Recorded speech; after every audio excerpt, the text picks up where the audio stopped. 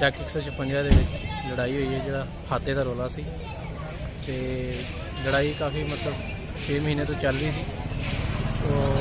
ਲੜਾਈ ਬੁੜੀਆਂ ਦੀ ਆਪਸ 'ਚ ਸੀ। ਤੇ ਮੇਰਾ ਭਰਾ ਜਿਹੜਾ ਸੀ ਕੰਮ 'ਤੇ ਜਾ ਰਿਹਾ ਸੀ ਦੇਸੀ ਕਾਂਡੀ ਲੈ ਕੇ।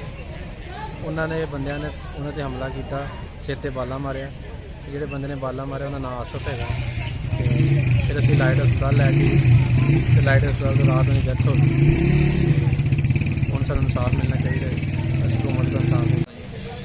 ਸਾਡਾ ਜੀ ਪਿੰਡ ਤਕਰੀਬਨ 6-7 ਮਹੀਨੇ ਦਾ ਮਸਲਾ ਬਣਿਆ ਹੋਇਆ ਸੀਗਾ ਜਗ੍ਹਾ ਦਾ। ਅਤੇ ਤਕਰੀਬਨ ਰੋਜ਼ ਇਹਨਾਂ ਘਰੇਲੂ ਹੋ ਜਾਂਦੀਆਂ ਸੀਗੀਆਂ, ਬੁੜੀਆਂ ਆਪਸ ਵਿੱਚ ਲੜਦੀਆਂ ਝਗੜਦੀਆਂ ਸੀਗੀਆਂ। ਅਤੇ ਮਤਲਬ ਨਾ ਕੋਈ ਐਡਾ ਖਾਸ ਰੀਤ ਨਹੀਂ ਸੀ। ਅਤੇ ਕੱਲ੍ਹ ਕਿਤੇ ਲੜ ਪਈਆਂ ਆਪਸ ਵਿੱਚ ਬੁੜੀਆਂ, ਅਤੇ ਉਹ ਭਾਈ ਜਾਂਦੇ ਸੀਗਾ ਕੰਮ 'ਤੇ। ਇਹਨਾਂ ਨੇ ਸਲਾਹ ਮਸ਼ਵਰਾ ਬਣਾਇਆ ਹੋਇਆ ਸੀਗਾ ਪਹਿਲਾਂ ਹੀ ਕਿ ਨਾਨੀ ਦਾ ਇਹਨਾਂ ਨੂੰ ਫੜਨਾ ਵਾ, ਇੱਦਾਂ ਨਹੀਂ ਇਹਨਾਂ ਨੇ ਹਟਣਾ, ਇਹਨਾਂ ਦਾ ਇਲਾਜ ਕਰਨਾ ਹੀ ਪੈਣਾ।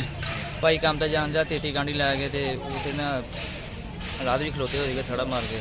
ਆਸਫ ਸੀਗਾ ਅਤੇ ਮਜੀਦ ਸੀਗਾ, ਅਤੇ ਮਜੰਬਲ ਸੀਗਾ ਅਤੇ ਤਜੰਬਲ ਸੀਗਾ। ਮਜੀਦ ਨੇ ਲਲਕਾਰਾ ਮਾਰ ਕੇ ਕਹਿੰਦਾ ਵੀ ਇਹਨੂੰ ਫੜ ਲਓ, ਅੱਜ ਜਾਵੇ ਨਾ, ਇਹਨੂੰ ਅੱਜ ਮਾਰ ਦਿਓ ਜਾਣ ਤੇ।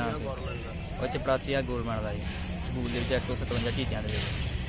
ਅਤੇ ਉਹਨਾਂ ਨੇ ਭਾਈ ਸਾਹਿਬ ਫੜ ਲਿਆ ਮੇਰੇ ਭਾਈ ਵੱਡੇ ਨੂੰ। ਅਤੇ ਤਜੰਬਲ ਨੇ ਪਿੱਛੋਂ ਜੱਫਾ ਭਰਿਆ, ਆਸਫ ਨੇ ਪਿੱਛੋਂ ਲਿਆ ਕੇ ਸਿਰ 'ਚ ਬਾਲਾ ਮਾਰ ਦਿੱਤਾ। ਅਤੇ ਉਹਦੇ ਨਾਲ ਹੀ ਮਤਲਬ ਜ਼ਮੀਨ 'ਤੇ ਡਿੱਗ ਕੇ ਅਤੇ ਤੜਫਣ ਲੱਗ ਗਏ। ਅਤੇ ਮੁੜ ਕੇ ਮਜੀਦ ਆਵਾਜ਼ਾਂ ਮਾਰਨ ਲੱਗਾ ਕੋਈ ਲੱਗ ਗਿਆ ਅਤੇ ਉਹਨੂੰ ਵੱਢ ਦੇਣਾ ਵਾ, ਉਹਨੂੰ ਵੀ ਕਤਲ ਕਰ ਦਿਆਂਗੇ, ਐਂ ਕਰ ਦਿਆਂਗੇ, ਜਿਉਂ ਕਰ ਦਿਆਂਗੇ। ਬਥੇਰੀਆਂ ਧਮਕੀਆਂ ਲਾਈਆਂ ਜੀ। ਅਤੇ ਅਸੀਂ ਮਾੜੇ ਬੰਦੇ ਹਾਂ ਜੀ, ਅਤੇ ਸਾਨੂੰ ਇਨਸਾਫ ਮਿਲਣਾ ਚਾਹੀਦਾ ਜੀ।